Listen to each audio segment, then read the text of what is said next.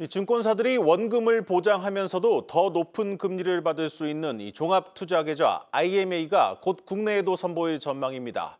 이 한국형 골드만삭스를 키우겠다는 취지로 도입된 지 무려 9년 만인데 1호 타이틀을 두고 증권사들 간 경쟁도 벌어지고 있습니다. 증권부 조영 기자 나왔습니다. 조 기자, 금융위원회가 다음 달에 IMA 가이드라인을 발표하겠다고 했는데, 네.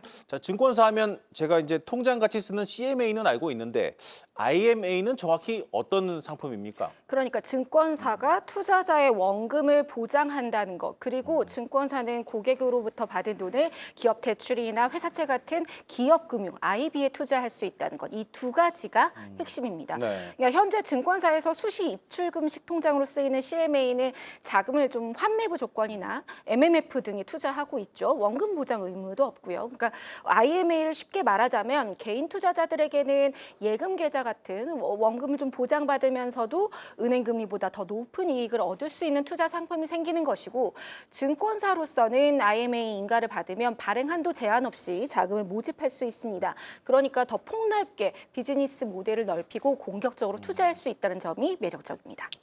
그런데 이 IMA 도입이 발표된 지가 2016년, 9년 전인데 네. 왜 지금까지 이걸 하겠다고 나선 증권사가 없는 겁니까?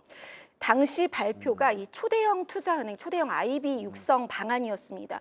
제가 이제 그래프를 하나 준비했는데 보시는 것처럼 IMA는 이 초대형 IB 육성 방안 중 마지막 퍼즐처럼 제시가 됐습니다. 네. 신청 기준이 자기 자본 8조 원 이상인데 당시만 해도 대형 증권사들의 자본금이 2조 원에서 4조 원을 간 넘긴 수준이어서 그야말로 그림의 떡 같았던 것이죠. 네. 그리고 그 이후에 금융당국도 구체적인 가이드라인을 내놓지 않았습니다. 어떻게 보면 좀 미온적인 분위기였죠. 아무래도 이 정책 발표 이후 은행권에서 반발이 적잖았던 것도 사실인데요. 은행의 원금 보장형 상품들과 경쟁이 불가피하고 또 기업 대출이 가능하기 때문에 은행 고유의 업무를 좀 침범한다, 이런 견제들이 나왔었던 것입니다. 그렇게 8년 넘게 잊혀진 정책과 같았는데 세월이 지나면서 그동안 증권사들의 체급도 커졌고 신청 가능한 후보군이 생겼고, 이 중에 한국투자증권이 지난해부터 이 IMA 사업 진출 의지를 적극적으로 밝히면서 논의가 재점화됐습니다. 당초 이달 안에 발표하겠다던 금융위는 현재 IMA 운용 관련해서 업권과 마지막 논의 단계에 있다, 이렇게 얘기했고요.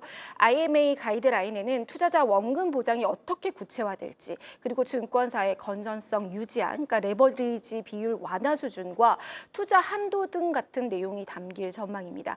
다음 달 발표가 나오면 증권사 신청 그리고 당국의 심사 등을 거쳐서 상반기 안에 IMA 1호 증권사 윤곽이 드러날 전망입니다.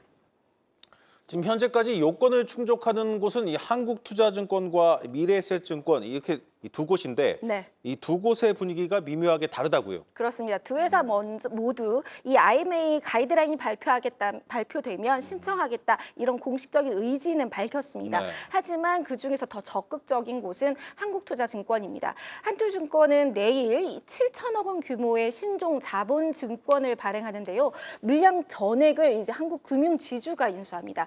이렇게 되면 한투증권의 자기 자본이 10조 원으로 늘어나는데 현재 한국투자증권의 발행엄 조달액이 약 17조여 원이거든요. 그러니까 한도를 사실상 지금 한도를 거의 소진했고 20조 원으로 자기 어음 한도가 늘어나더라도 여유롭지는 않은 상황입니다. 네.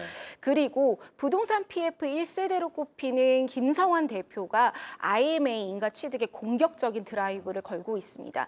김 대표는 해외에서 글로벌 IB와 경쟁하려면 몸집을 키우는 게 우선이다라고 하면서 1호 IMA 타이틀 획득에 대한 강한 의지를 보이고 있는데요. 반면 자기 자본 8조 원을 가장 먼저 넘겼던 미래에셋증권은 발행 어음이 현재 8조 원이 채 안 되는 상황입니다. 그러니까 IMA가 새로운 기회가 될 것은 분명하다. 하지만 금융당국이 내놓는 규제 비율이나 투자 한도 등을 살펴보고 이에 맞는 전략을 구체적으로 수립하겠다는 방침입니다. 네.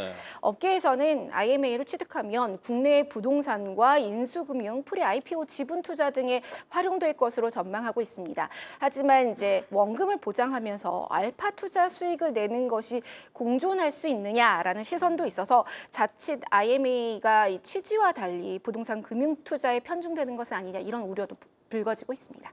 네, 잘 들었습니다. 증권부 조현 기자였습니다.